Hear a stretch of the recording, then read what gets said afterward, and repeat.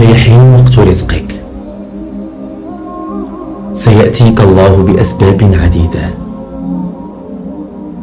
وسيفتح لك أبوابا كثيرة، وسيرسل لك أشخاصا يقفون بجانبك حتى يوصلونك لمكان رزقك.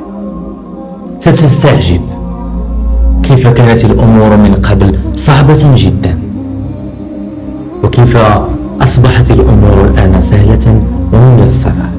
ستستعجب أنك كنت تبحث وتسأل عن باب الرزق ولم تجد، والآن وبطريقة واحدة افتتحت لك جميع الأبواب. إنه الله يا صديقي، فقد تتأخر فتسبق الجميع. فقط اصبر حتى في ضيق الرزق، وقل الحمد لله، فكم من رزق ضاق واتسع برحمة الله تعالى. فقط قل الحمد لله دائما وأبدا.